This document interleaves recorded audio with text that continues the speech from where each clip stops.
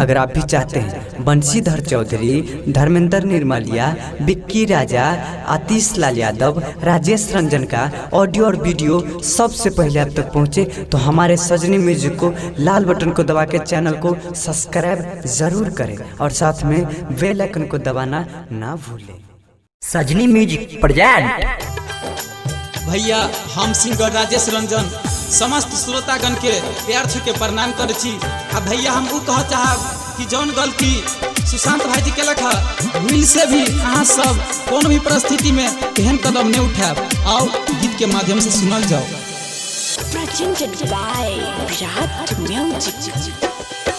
कसुर कोन के हेलायो भैया ले लियै फसरी लगाय। कसुर कोन के हेलायो भैया ले लियै फसरी लगाय। हमारा सबके भैया घेलियै अहाँ कनाय। हमारा सबके भैया घेलियै अहाँ कनाय। पूरा देश कन्हैया कोना के कहरत विदाई।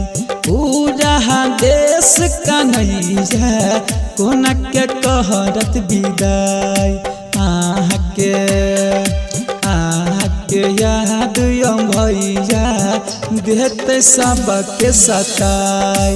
हमारा सबके भैया भेल अहाँ कनाई।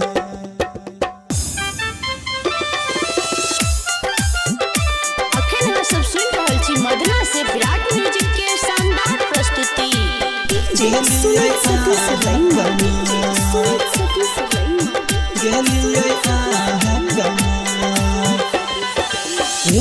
सधोनियो भैया छेल सुपरही। सधोनियो भैया छेल सुपरही। पीके में आयो भैया सब हक दिल ले लौं जीत। पीके में आयो भैया सब हक दिल ले लौं जीत। कसुर कोन के हेलायो भैया ले लियै फसरी लगाय। कसुर कोन के हेलायो भैया ले लियै फसरी लगाय। हमारा सबके भैया घेलियै अहाँ कनाय। हमारा सबके भैया घेलियै अहाँ कनाय।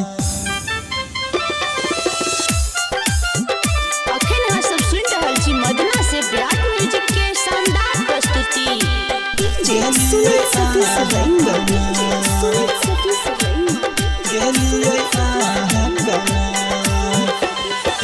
पुरनिया घर अहाँ के बिहार के लाल कहाय। पुरनिया घर अहाँ के मिथिला के लाल कहाय। आही जे लह गेलौं फसरी छोटा को लेता लगाय। आहे जे लह गेलौं फसरी छोटा को लेता लगाय। कसुर कोन के हेलायो भैया ले लियै फसरी लगाय। कसुर कोन के हेलायो भैया ले लियै फसरी लगाय। हमारा सबके भैया घेलियै अहाँ कनाय। हमारा सबके भैया घेलियै अहाँ कनाय।